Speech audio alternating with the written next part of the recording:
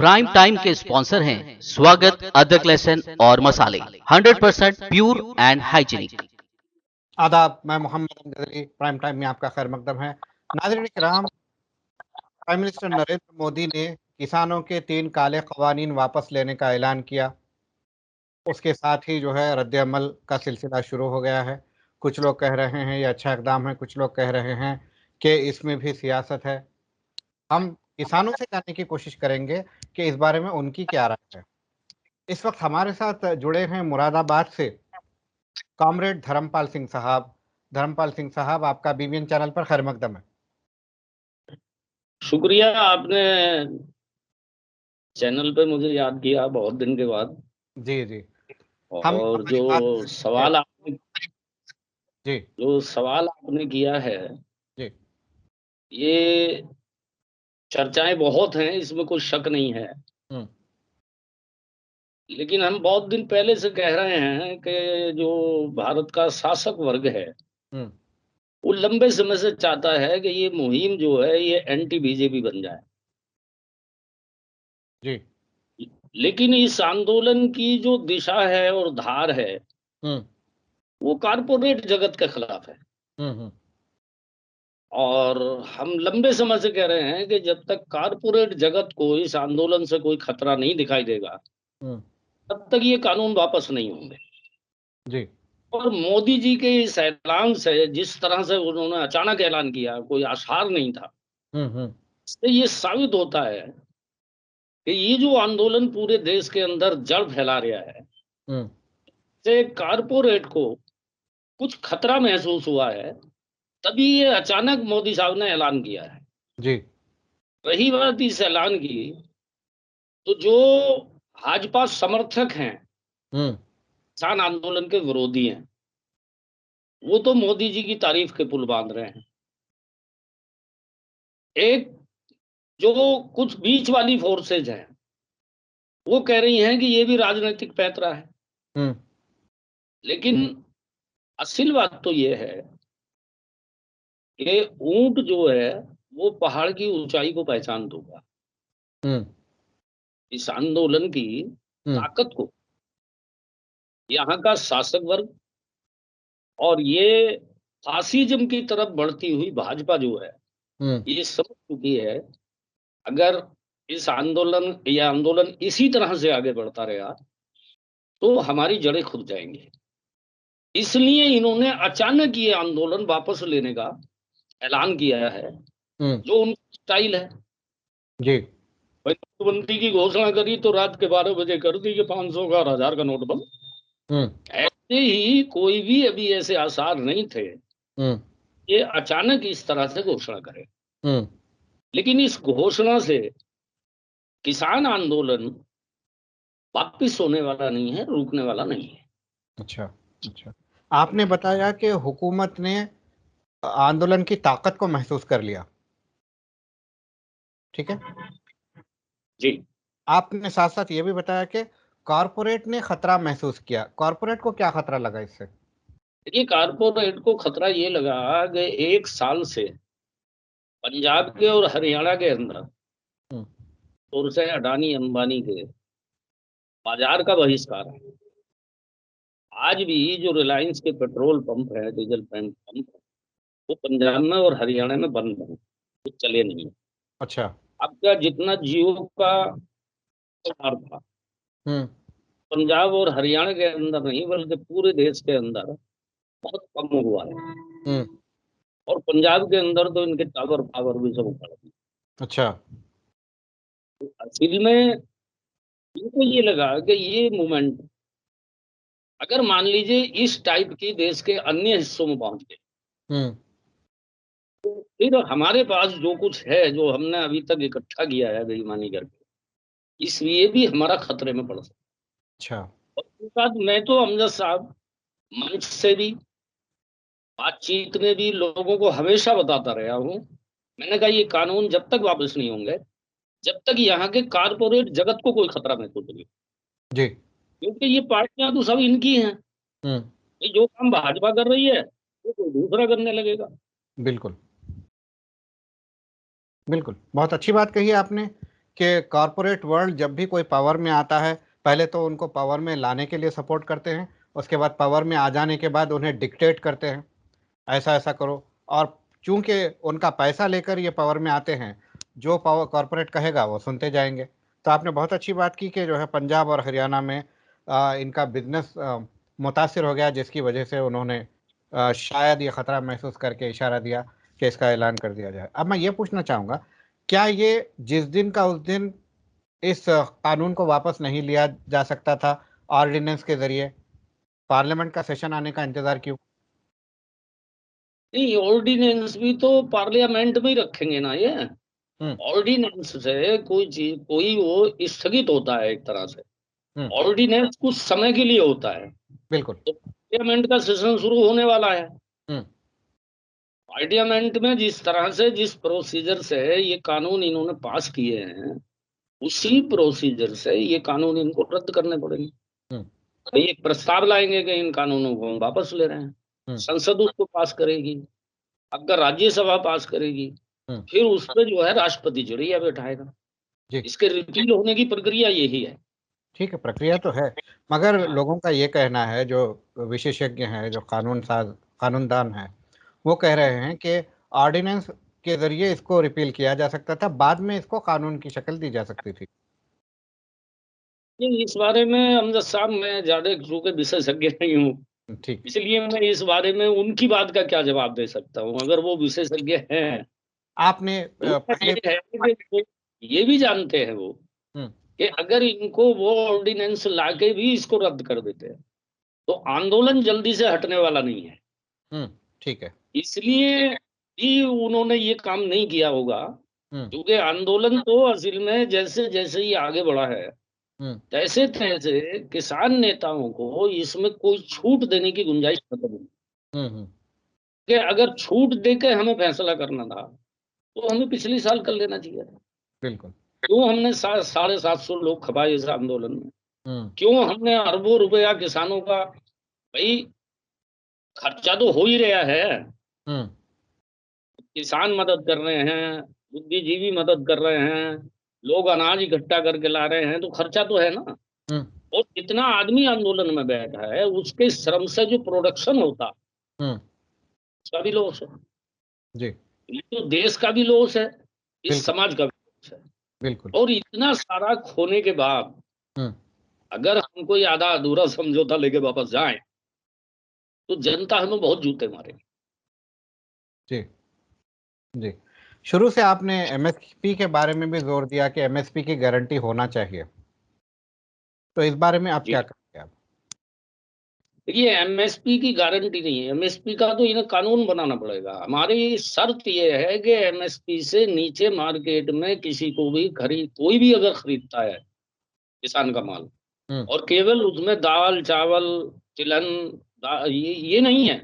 हाँ, किसानी के डेफिनेशन में हमारा जो भी उत्पादक है, चाहे वो मछली का उत्पादन करता है, चाहे वो अंडे का उत्पादन करता है, चाहे वो मुर्गे का उत्पादन करता है, चाहे वो मशरूम का करता है ना, हुँ, इन सभी का एमएसपी होना चाहिए। और एमएसपी होना चाहिए स्वामीनाथन आयोग के सिफारिश के अनुसार। अच्छा। ये जो अभी तक देते हैं ये एमएसपी नहीं है। हुँ, जो स्वामीनाथन आयोग का फार्मूला है उसके हिसाब से ये एमएसपी नहीं है। ये अच्छा। तो असल में लाभकारी मूल्य कहते हैं इसको। हुँ, ठीक है। तो आपने बताया कि स्वामीनाथन रिकमेंडेशंस की बुनियाद पर एमएसपी का कानून लाना चाहिए। कानून लाना चाहिए। जी। इसके अलावा और क्या डिमांड्स हैं अब आपके पास सरकार के लिए? कि इसके अलावा डिमांड देखिए, ये जो इन्होंने राज्य सरकार का मामला था, बिजली का, हुँ, इलेक्ट्रिसिटी का मामला राज्य सरकार का है। राज्य सरकार कंपनियों से बिजली खरीदे और वो कितने कंसेशन पे लोगों को दे, हुँ, ये राज्य का मामला था। तो हुँ, राज्य के अधिकारों पर हमला करने, ये बिजली का भी इन्होंने अपने हाथ में ले लिया। हुँ, और जो नया बिजली का बिल है इसमें इन्होंने किया है कि स्मार्ट मीटर लगेंगे, हुँ, उसमें पहले बैलेंस पड़ेगा, उसके बाद उपभोक्ता बिजली इस्तेमाल करेगा, हुँ, और उसका अगर बैलेंस खत्म हो गया तो तो बिजली बिजली कट बंद। जाएगी। हुँ, नंबर 1। नंबर 2, जो देहातों के अंदर घरेलू खपत की बिजली थी, उसके रेट कमर्शियल रेट से आधे थे। जी। अब इन्होंने वो डिफरेंस खत्म कर दिया। अब हमारे पशुओं के घर में अगर एक बल्ब जल रहा है, उसका भी चार्ज वही लगना है। एक 5 स्टार होटल में अगर बिजली खर्च हो रही है तो उसका भी चार्ज वही लगना है। तो ये तो असल में ऐसा कानून ला रहे हैं कि भारत का कम से कम 40% आदमी जो है वो बिजली का इस्तेमाल ही नहीं कर सकता। जी। तो इस बिजली असल में ये आंदोलन जो शुरू हुआ है अमजद साहब, इसकी तो केंद्रीय डिमांड दो थी, इलेक्ट्रिसिटी बिल, बिल। तो जब ये आंदोलन शुरू हुआ है तो ये बिलों के रूप में था, और इन्होंने आंदोलन चलते हुए इसको कानून का रूप दे दिया। मतलब ये है तो मेनली ये दो डिमांड थी, लेकिन जब यहाँ आंदोलन आ गया और उत्तराखंड और ये आपका यूपी जुड़ा, तो यहाँ एमएसपी का मसला बहुत अहम है, क्योंकि सरकार घोषणा तो कर देती है और खरीदती है नहीं। बिल्कुल। किसानों का माल जो है वो औने पौने दाम पे या तो व्यापारी खरीदते हैं या बनिए खरीदते हैं।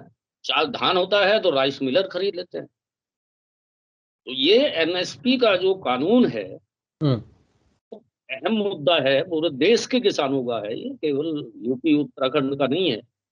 ये मुद्दा हरियाणा के और पंजाब के लिए थोड़ा कम ज्वलंत इसलिए है कि जो ये एमएसपी घोषित करते हैं वहां तक किसान लेता है। अच्छा। लड़के ये अगर एक्ट बन जाएगा तो देश के तमाम किसानों को इसका लाभ मिलने का दरवाजा खुलेगा। जी, बहुत अच्छे। अब आप लोगों का क्या एक्शन प्लान है, क्या आप लोग प्लान कर?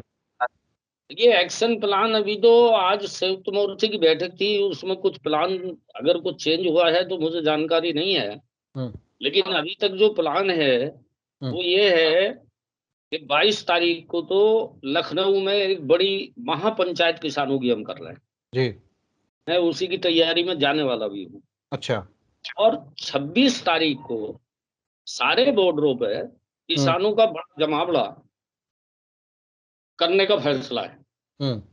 इसके साथ साथ 26 तारीख को देश के सभी राज्यों में एसकेएम का ये ऐलान है कि सभी राज्यों में जो किसान इस आंदोलन के पक्ष में हैं वो सभी जगह विरोध प्रदर्शन करें और अपने समस्याओं का मांग पत्र राष्ट्रपति को भेजें। इसके बाद 29 तारीख से ये संसद सत्र शुरू हो रहा है शीतकालीन। तो इसमें एसकेएम का ऐलान है कि 500 किसान चुने हुए जी विद ट्रैक्टरों के दिल्ली जाएंगे। ये सरकार के ऊपर है, सरकार क्या करेगी। वो हमें रोकने के लिए गोली चलाएगी, लाठी चलाएगी, गिरफ्तारी करेगी, क्या करेगी। तो एक तरह से बिल्कुल शांतिपूर्ण बगैर किसी टकराव के अभी तक हमने सरकार के हमलों के से अपनी सुरक्षा की है। जी। अब हम ये एक एक्शन प्लान जो है वो सरकार के पाले में डाल रहे हैं। हम जाएंगे, सरकार अगर लाठी मारेगी तो लाठी खाएंगे, गिरफ्तार करेगी तो गिरफ्तार होंगे, गोलियां चलाएगी तो गोली भी खाएंगे। जी। अभी तक ये एक्शन प्लान है। अब चूंकि बीच में ये मोदी जी ने ऐलान कर दिया कल सुबह, तो आज एसकेएम की आपात मीटिंग थी। जी। अभी उसमें क्या निर्णय हुए हैं वो मुझे जानकारी नहीं हुई है। अभी मीटिंग खत्म नहीं हुई हैं? अभी मीटिंग खत्म नहीं हुई है। हाँ, तो जैसे ही मीटिंग खत्म होगी तो हमारे जो साथी उसमें हैं एसकेएम में गए हुए वो हमें ब्रीफ करेंगे। तो अगर कोई इस योजना में अगर कोई चेंज होगा या कोई डेवलपमेंट होगा तो वो तो तभी पता लगेगा बिल्कुल जब मीटिंग समाप्त हो। बिल्कुल। कल महापंचायत के बाद आपको मैं ज़हमत दूंगा, आपसे एक बार फिर बात करने की कोशिश करूंगा। ठीक है, ठीक है। Thank you. हमसे जुड़ने का बेहद शुक्रिया। Thank you very much. आपके लिए भी शुक्रिया जी। और आपकी शुभकामनाएं हमारे साथ रहनी चाहिए अमजद साहब। हमारे बिल्कुल बिल्कुल बिल्कुल सारे मुल्क की शुभकामनाएं आपके साथ है, क्योंकि पहले भी मैंने कहा था कि ऐसा कोई घर नहीं, ऐसा कोई मनुष्य नहीं जो किसान की मेहनत के बगैर जिंदा रह सकता हो। बगैर जिंदा रह सकता, बिल्कुल सही बात। बिल्कुल, तो ये ग्राउंड रियलिटी है, इसको कोई चेंज नहीं कर सकता। तो किसान अगर खुश है, किसान अगर फूला फल रहा है, तो सारे लोगों के लिए अच्छी बात है ये। अगर किसान परेशान है तो सारा मुल्क परेशान, और फिर एक्सपोर्ट इंपोर्ट के बिजनेस पे भी असर पड़ सकता है। वो तो पड़ रहा है। बिल्कुल बिल्कुल। देखिए, इनका जो समाज के अंदर फूट डालने का जो एजेंडा है, हम्म। असल में वो भी इनका फेल हो चुका है। जी। देखिए, ये दुनिया की जो कट्टरपंथी ताकतें हैं, वो चाहे किसी मजहब की हैं, हम्म। वो सब इंटरलिंक है। हम्म। इनका संचालन अंतरराष्ट्रीय स्तर पे साम्राज्यवादी प्रबंध करता है। जी। चुनाव भारत में हो रहे हैं, 5 स्टेट में। हम्म। मंदिरों पर हमला बांग्लादेश में होता है, हम्म। और बांग्लादेश में मंदिरों पर हमला होता है तो तमाम जो मुस्लिम्स हैं इंसाफ पसंद, हम्म। वो हिंदुओं की सुरक्षा में आ जाते हैं। बिल्कुल। भाई, फिर तुम्हें यहाँ मुसलमानों पे हमला करने की क्या जरूरत थी? दूसरा, अगर कुछ गलती की है तो बांग्लादेश के मुसलमान ने की है, हम्म। भारत के मुसलमान का क्या कसूर है? हम्म। तो ये तुरपरा में अल्पसंख्यकों के घर जलाते हैं, हम्म। और जब अल्पसंख्यक उसके विरोध में आता है तो उसके पर लाठियां चलती हैं, गिरफ्तारियां होती हम्म। हैं। इधर गुरुग्राम में नमाज का विरोध किया जाता है, हम्म। नतीजा क्या हुआ कि हरियाणा में तमाम सिखों ने अपने गुरुद्वारे खोल दिए कि भाई यहाँ पढ़ो नमाज, हम्म। इन सब खोल दो। लोगों ने अपील कर दी कि हमारे घर खाली हैं, घरों में नमाज पढ़ो। जी बिल्कुल। असल में ये जो इनका देशभक्ति का और राम भक्ति का नाटक था ना, हम्म। इसका बहुत बड़ा आवाम जो है वो इसको समझ, जी। और अब इनकी जड़ें जो हैं वो खोखली हो चुकी हैं। अब इनको कुछ सूझ नहीं रहा कि हम करेंगे। हम्म। धन्यवाद, इतनी ये बात मुझे बात तो कहनी ये थी। हो गई धर्मपाल जी, हाँ, कि जो सिख लोग, सिख बरादरी के लोग अपना गुरुद्वारा नमाज के लिए खोले हैं, ये आतंकवादी वहां पर जाके भी उनको वरगला रहे हैं, ये कह रहे हैं कि मुगलों ने तुम पर जुल्म किया था, अब इन लोगों को तुम नमाज पढ़ने क्यों दे रहे हो। हाँ, ये बात ठीक है, लेकिन इस आंदोलन ने जो है ना, हम्म। इस आंदोलन ने लोगों को बहुत कुछ सिखा दिया। बिल्कुल। अब इनकी कोई दाल गलने वाली नहीं है। हम्म। बताएं आपसे, ये तो ऐसे हो रहा है जैसे नेले पे दैला लग जाता है ना, सही। ताश के पत्तों में। किसी ने कुछ नहीं कहा है इन्हें, हिंदुवादी संगठनों को, हम्म। लेकिन लोगों ने मुसलमानों के लिए अपने गुरुद्वारे और अपने घर खोल दिए। जी बिल्कुल। अब तो क्या करना तुम्हें? तो जिन्होंने घर अपने अपनी इच्छा से खोले हैं, हम्म। ये चाहे जितना कहें उनको, हम्म। क्या ये इनके कहने से गुरुद्वारा बंद करेगा कोई? बिल्कुल बिल्कुल। या किसी ने घर खोल दिया, मान लीजिए मैंने घर खोल दिया अपने पड़ोसी के लिए, तो ये क्या करेंगे? मैं इनके कहने से घर बंद कर दूंगा? मुझे पता नहीं है मुगलों ने जुल्म किस पे किया है। हम्म। अरे भाई, मुगल हो या कोई क्षत्रिय हो, एक इंसान के अंदर साफ दो रूप हैं। एक तो वो किसी ना किसी जाति का है, किसी ना किसी धर्म का है। हम्म। दूसरा रूप उसका काम है, बिल्कुल। वो अपना जीवन कैसे चलाता है। हम्म। भाई, मुगल मुसलमान इस्लाम को मानने वाले के साथ साथ वो तो बादशाह था, राजा था। हम्म। तो कौन सा राजा ऐसा है जिसने जनता पर जुल्म नहीं किया? बताए कोई हमें। हर राजा की यही कहानी है। भाई, राजा तो जब राज करता है हम्म। तो चुपचाप उसके राज को लोग बर्दाश्त करें तो कोई जुल्म नहीं करेगा। हम्म। कि गलत नीतियों के खिलाफ पूरा इतिहास भरा पड़ा है। जब भी कहीं लोगों ने आवाज उठाई तो जनता का कत्लेआम हुआ है, हम्म। वो जन, राजाशाही में ही हुआ है। जनता का जो कत्लेआम हुआ, किसी जी, मजहब को देखकर कत्ल नहीं हुआ। जी, जनता का कत्ल हुआ, कत्ल करते हाँ, हुए ये नहीं देखा गया कि ये कौन से मजहब का है। कौन से मजहब का है ये नहीं देखा जाता। जी। देखा ही नहीं जाता, वो कभी भी नहीं देखा जाता। और इतिहास ये भी कहता है कि हिंदू राजाओं के मुसलमान जो है वजीर थे, मुसलमान राजाओं के हिंदू वजीर थे। हाँ, तो महाराणा प्रताप का वजीर नहीं, सेना नायक मुसलमान था। जी। शिवाजी का सिपह सालार मुसलमान था। हम्म। और अकबर के 9 रत्नों में आधे से ज्यादा हिंदू थे। जी। सबसे बड़ा 9 रत्न बीरबल का था। हम्म। वो नवरत्नों का हेड था बीरबल, और पंडित था। बिल्कुल। ऐसा नहीं है। जनता देखिए, आंदोलन जनता को बहुत कुछ सिखाता है अंदर से। हम्म। अब तो ये अगर सच भी बोले ना, तो लोगों को लगता है सारे झूठ बोल रहे हैं। हम्म। अच्छा, इस आंदोलन में षड्यंत्र भी एक से एक एक्सपोज हुआ है। हम्म। भाई, इन्होंने 26 जनवरी को किया, हम्म। अपने आदमी से निशान साहब का झंडा लगवा दिया। जी। 2 दिन और 4 चला। तीसरे दिन उस दीप सिद्धू की हम्म। फोटो जो है वो प्रधानमंत्री के साथ आ गई। हम्म। पता लगा ये तो प्रधानमंत्री का आदमी है। नतीजा ये कि सारा मीडिया जो है वो बोलना बंद कर दिया। हम्म। अभी सिंधु बॉर्डर पे निहंग से निहंग का मर्डर करवाया इन्होंने। हम्म। और जिसने मर्डर किया उसने बाकायदा बयान दिया, जी। इसका मर्डर हमने किया है और इसलिए किया है कि इसने गुरु ग्रंथ साहब की बेअदबी करी। वो खूब चला। और हम्म। वो मरने वाला एससी था। इत्तेफाक की बात यह है कि वो मरने वाला एससी था। हम्म। वो दिन इन्होंने खूब चलाया। अब पता लगा मारने वाले की फोटो कृषि मंत्री के साथ आ गई। हम्म। चुप हो गए।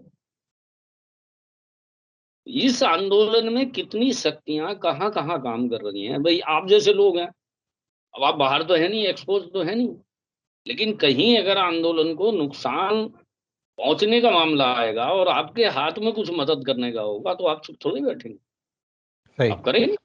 बिल्कुल। तो इस आंदोलन में कहाँ कहाँ कितनी शक्तियां किस किस रूप में काम कर रही हैं, इसका अंदाजा अमजद साहब ना तो हम लगा सकते हैं, हम्म। ना ये कारपोरेट की सरकार लगा सकती है। जी। क्योंकि आदमी का दिल नापने का, दिल में उसके क्या है, हम्म। ऐसी कोई मशीन नहीं बनी। बाकी तो सब चीजें नाप लेते हैं। आपका एक बार फिर से शुक्रिया अदा करता हूं, आपने और एक अहम बात भी कह दी है। तो नाजरीन, ये थे कॉमरेड धर्मपाल सिंह साहब, जो कि किसान आंदोलन के वन ऑफ द हेड्स हैं और बहुत ही एक्टिव हैं और बहुत अच्छे अंदाज में गुफ्तगू करते हैं। इन्होंने किस तरह से कॉरपोरेट को थ्रेट महसूस हुआ, जिस वजह से ये प्रधानमंत्री का ऐलान हुआ, इसके बारे में बताया। और फिर इसमें भी सियासत बाकी है, इसीलिए किसानों ने अभी अपने प्लान से जो है कोई तब्दीली नहीं लाई है, प्लान पे बने हैं। ये अपना पूरा कैलेंडर इन्होंने बताया है। यहाँ तक कि विंटर सेशन जब पार्लियामेंट का होगा तब भी ये जो है अपना काम जारी रखेंगे। अब पार्लियामेंट वालों के हाथ में है कि वो किस तरह से कदम उठाते हैं और जल्द से जल्द ये कानून को ख़त्म करते हैं। और इसके अलावा एमएसपी की गारंटी भी इन्होंने मांगी है। इन्होंने आंदोलन में तमाम मज़ाहिब के लोग एक जगह होकर इत्तेहाद से लड़े हैं, जिसकी वजह से ये कामयाबी हासिल हो रही है, ये भी बताया। गुरुग्राम का बेहतरीन एग्जाम्पल उन्होंने दिया है कि शरपसंद लोग नमाज से रोक रहे हैं, तो सिख भाई लोग ने गुरुद्वारा खोला और हिंदू भाई लोग ने अपने घर खोले ताकि मुसलमान नमाज अदा कर सकें। ये बहुत सारे जो है ये आंदोलन, किसान आंदोलन की वजह से बहुत सारे लोगों को एक प्लेटफॉर्म पर लाकर खड़ा किया है। और अगर ऐसा ही होता रहा तो कोई भी चुनी हुई हुकूमत आवाम पर जुल्म नहीं कर सकेगी। अब देखना है आगे आगे हालात किस तरह से तब्दील होते हैं। बहरहाल, हम आपसे फिर जुड़ते हैं अगले एपिसोड के साथ, और मुमकिन है कि किसान पंचायत पर ही हम अगला एपिसोड करें, ताकि मालूम हो सके कि वहाँ पर अभी क्या जो है फैसले लिए जा रहे हैं। हमें दीजिए इजाज़त। शब बखैर।